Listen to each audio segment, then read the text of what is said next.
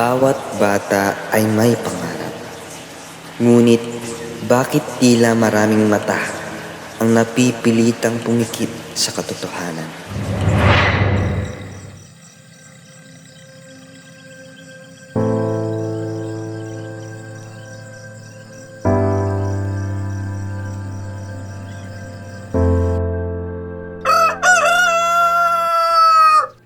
Habang ang karamihan ay mahimbing pa ang tulog, may mga kabataang maagang bumabangon, hindi upang habulin ang sariling pangarap, kundi upang maghanap buhay.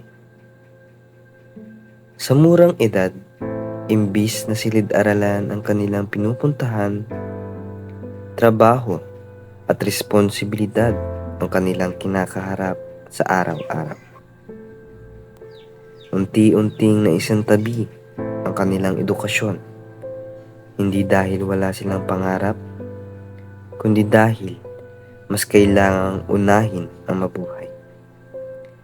Ito ang kwento ni Jonalyn, isang dalagang maagang nagsakripisyo ng pag-aaral upang makatulong sa pamilya at maitawid ang bawat araw na may pagkain sa hapag.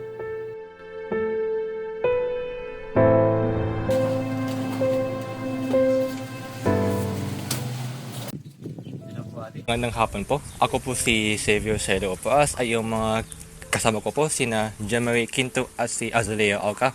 At yung videographer po namin si GM Yamasa. At una po, nagpapasama po kami dahil pinag-interview niyo po kami ate. And ano po yung pangalan niyo po ulit? Jonalyn Malikdan, Tapos how old are you po? 22. 22. Are you, nag-aaral po ba kayo? Hindi na. Hindi na po. So, okay. So, may ano po kayong work po? Mayroon po. Ano yung work niyo po? Grocery. Grocery. Mahirap po ba? Mahirap po ba yung ano niyo po? Opo, mahirap. Bakit po? Mahirap po sa grocery. Kasi lahat po ginagawa. Lahat po. So, yung tanong ko po is ang bakit po yung nag-stop po ate? Kasi walang pera. Mahirap lang po kami. Kaya mas pinili kong magtrabaho. May po kayong mga kapatid? Mayroon. Ilan po? Dalawa. Dalawa. Bali 3 po kami. Tapos, may nagtapos po pa sa inyo? Wala. Wala po. So, wala po kayong, kita po mag-awal po. Kaya nag-work po lang po kayo. Opo. Ayun po. Ilang taon na po mga kapatid niyo? 20, tapos yung isa 16. So, ano pong grade kayo nag-stop mag-aral? Grade 6. Masyadong bata po yun, Opo. So, in those years po, di ba, nag-stop po kayo ng grade 6. Anong ginagawa niyo po doon ate? Nagtrabaho na. Ano po yung first work niyo po ate? Sa canteen. Doon lang din po sa school niyo po dati. Diyan po sa barangay. So, okay, so, ate, yung ano ko po is, like, diba po, nag-stop po kayo. Tapos, yung isa niyo po kapatid, Nagtatrabaho na din. ano po yung trabaho niya po, ate? Sa sa binalunan, manukan, nag-aalaga ng manok. Hanugan. Tapos yung isa po, yung 16 years old po. Wala. Wala pong trabaho. Wala po, pero nag-awal po, nag-ano po rin siya, school po. Hindi siya nag-school. Hindi na po. Oo. So lahat po kayo nag-stop po? Opo. Ayaw po yun, ate. So, sa tingin nyo pa, ate, yung, yung mga tinatrabaho nyo po, ate, is it, worth it pa ba? Sulit po, yung mga Parang sinasacrifice nyo hindi po? sulit. Hindi Kasi po. ang lit ng sahod. Not enough po talaga. Araw-araw, alas 7 pa lamang ng umaga, nagsisimula na ang mahabang araw ni Jonalyn. Mula Lunes hanggang Sabado, halos maghapon siyang nagtatrabaho sa grocery store. Mahabang oras ng pagtayo, kaunting pahinga, paulit-ulit na trabaho. Ngunit sa kabila ng pagod, patuloy siyang kumakayod. Dahil para kay Jonalyn, bawat araw na may trabaho ay isang araw na may pagkain silang mailalagay sa mesa. Ano po ate? Ate.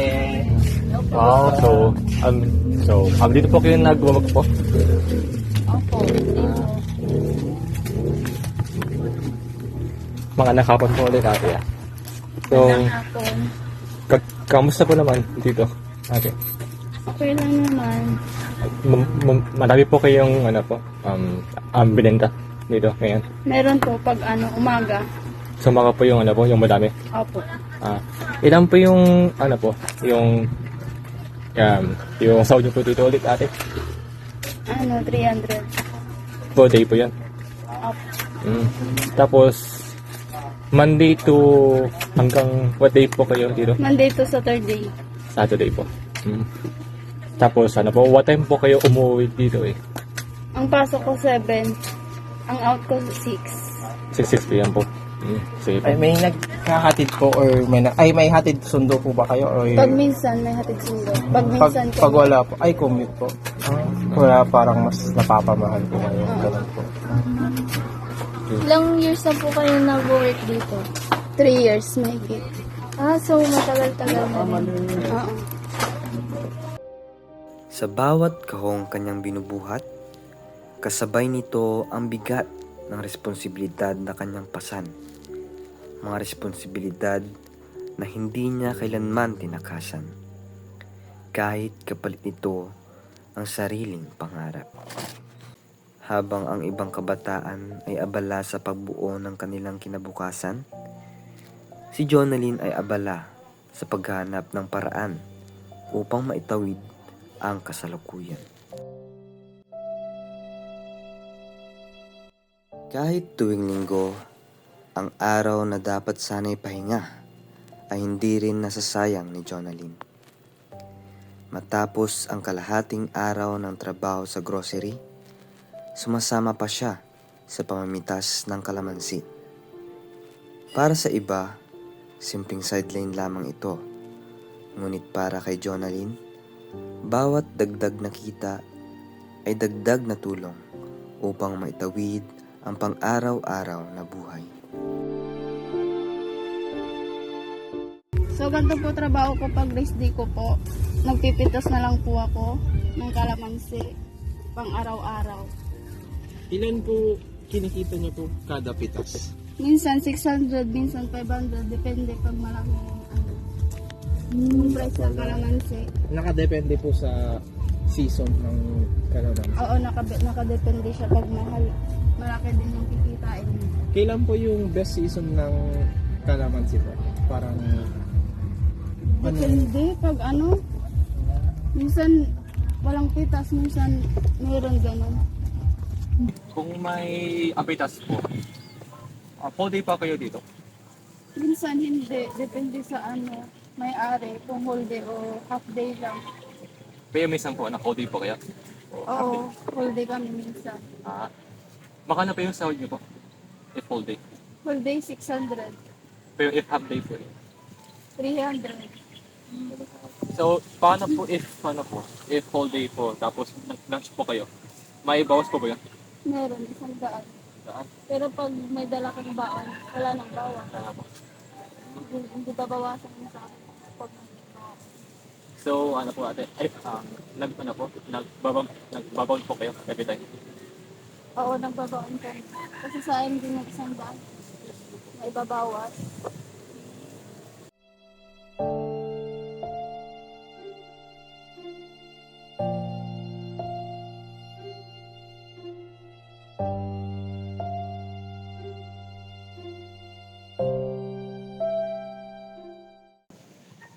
so ito na po yung napak nila na kalamansi na bubuhatin nila papunta sa magdi-deliver.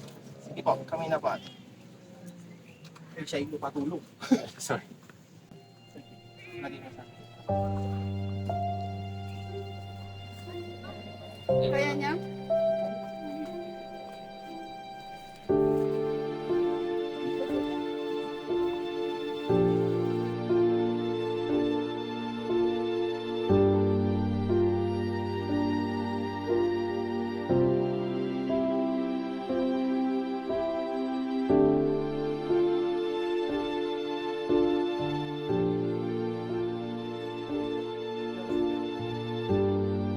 to.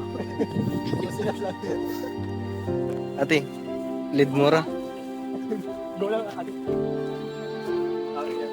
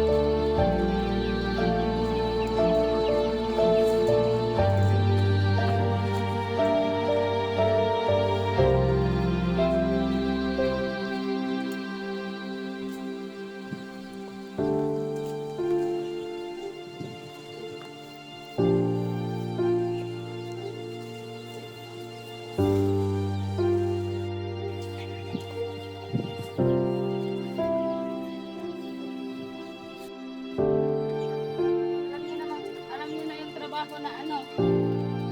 Ano ba yan?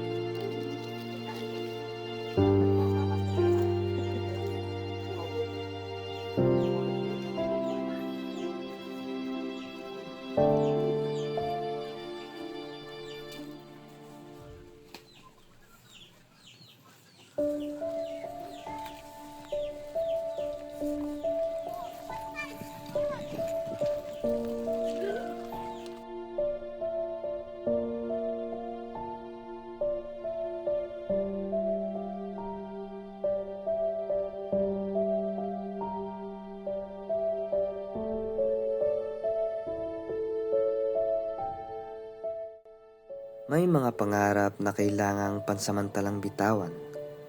Hindi dahil mahina ang loob, kundi dahil mas mabigat ang responsibilidad. Tulad ni Jonalyn, na maagang isinakripisyo ang edukasyon upang unahin ang pamilya. Sa murang edad, natutunan niyang unahin ang pangangailangan bago ang sariling kagustuhan. Hindi lahat ay nabibigyan ng pagkakataong tapusin ang kanilang pag-aaral. Para sa ilan, ang edukasyon ay kailangang isakripisyo upang mabuhay. Ngunit sa kabila ng pagod, hirap, at mga pangarap na naudlot, may mga taong patuloy pa ring lumalaban araw-araw. Mga taong tahimik na nagsasakripisyo para sa kanilang pamilya. Sapagkat sa likod ng bawat munting kamay, may kwento ng sakripisyo, pagmamahal at pag-asang balang araw magiging mas magaan din ang buhay.